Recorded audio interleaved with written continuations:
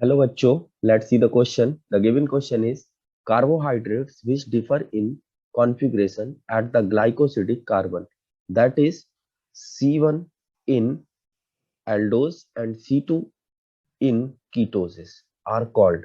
तो C1 और C2 की बात कह रहे हैं। एल्डोज में C1 क्योंकि जो ग्लूकोज है हमारा वो एल्डोज का एग्जाम्पल है और उसमें C1 पर CHO ग्रुप पाया जाता है और कीटोज उसमें C2 पर हमारा कीटोन ग्रुप पाया जाता है। तो कह रहे हैं कि उसमें ये दोनों क्या होंगे। तो इस क्वेश्चन को तो हम ऐसे भी लगा सकते हैं, जैसे एनेंशियोमर्स की बात करें तो एनेंशियोमर्स हमारे क्या होते हैं, non super imposable mirror images होते हैं, ठीक है ना। जबकि इनमें जो डिफरेंस आता है वो हमारा कॉन्फ़िगरेशन में डिफरेंस आता है, तो ऐसा ये नहीं हो पाएगा। डायस्टेरियोमर एक दूसरे की मिरर इमेज ही नहीं होते हैं, तो ये भी नहीं हो पाएगा। एपीमर्स ये भी दूसरी चीज होती है हमारी, C2 और C3 एपीमर्स होते हैं, ठीक है ना।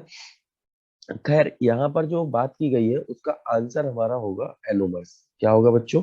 एनोमर्स। क्यों होगा एनोमर्स? क्योंकि जो ग्लूकोज होता है उसमें C1 of aldehyde and C5 जो होता है हमारा वो कौन सा, C5 वाला कार्बन का OH ग्रुप रिंग फॉर्मेशन में पार्टिसिपेट करता है, ठीक है ना। और पायरानोज रिंग का फॉर्मेशन करता है। तो वो जो कार्बन होता है C1 वाला उसको एनोमेरिक कार्बन बोलते हैं, एनोमर बोलते हैं, ठीक है ना। अगर हम बात करते हैं कीटोन के केस में या फ्रक्टोज का केस ले लें, तो फ्रक्टोज में कार्बन नंबर 2 का कीटो ग्रुप जो होता है वो रिंग फॉर्मेशन करता है पांचवें कार्बन के OH ग्रुप के साथ में, C5 के साथ। तो ये 5 मेंबर की एक रिंग बनाता है जिसको हम बोलते हैं फ्यूरानोज रिंग।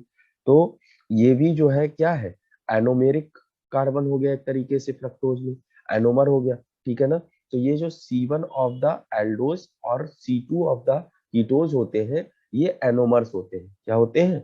एनोमर्स होते हैं, ठीक है ना। तो इस क्वेश्चन का राइट आंसर हो जाएगा हमारा option A, anomers. I hope you understand it well. All the best.